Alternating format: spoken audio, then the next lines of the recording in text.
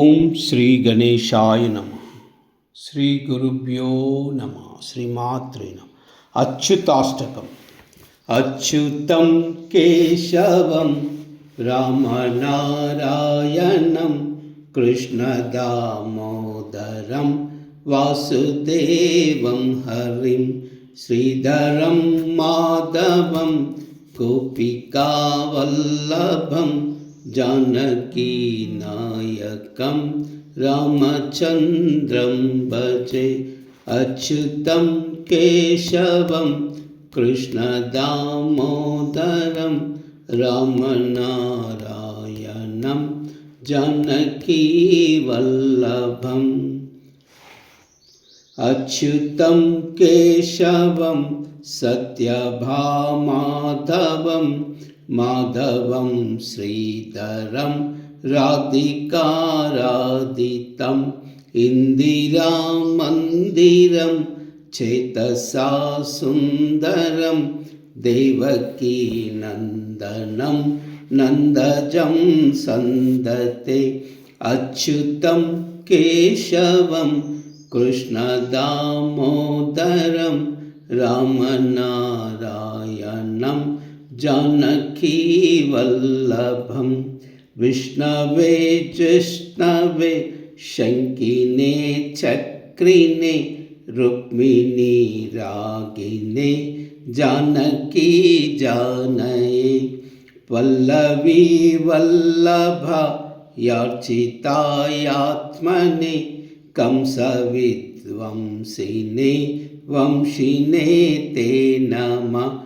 अच्युतं केशवं कृष्णदामोदरं रामनारायणं जानकीवल्लभं.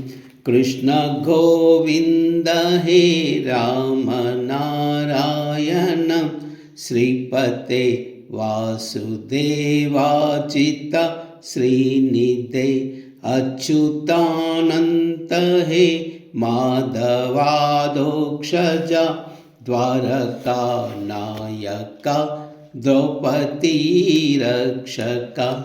अच्युतं केशवं कृष्णदामोदरं रामनारायणं जानकीवल्लभं.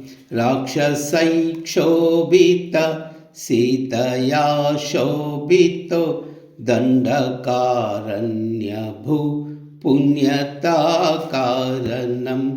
लक्ष्मणेनान्वितो वानरैः सेवितो अगस्त्यसम्पूजितो राघवः पातु माम्.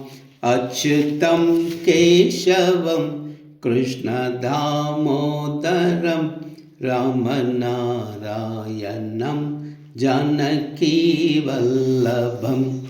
धेनुकारिष्टः निकृष्टद्वेषिणां केशिः कंसहृद्वंसिकावादक. पूतना कोपक सुरजाखेलोनुनु बालगोपालक पातु मां सर्वदा. अच्युतं केशवं कृष्णदामोदरं रामनारायणं जानकीवल्लभं. विद्युतोत्तर प्रस्तुराद्वाससं प्रवरोपोतव प्रलसद्विग्रहं. वन्यया मालया शोभितोरस्थलं लोहिताङ्घ्रिध्वजं वारिजाक्षं भजे. अच्युतं केशवं कृष्णदामोदरं रामनारायणं जानकीवल्लभं.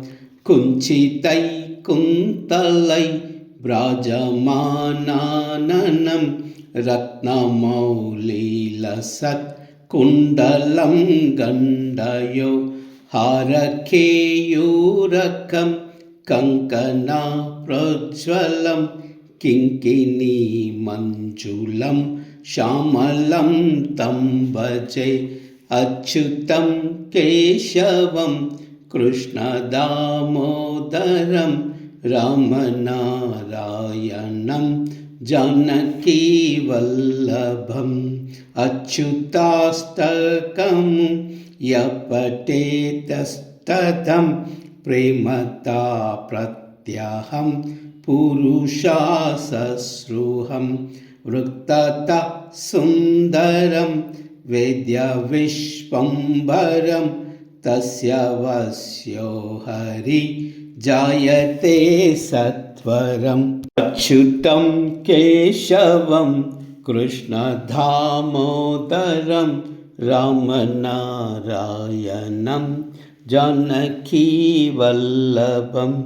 अच्युतं केशवं कृष्णदामोदरं रामनारायणं जानकीवल्लभम्।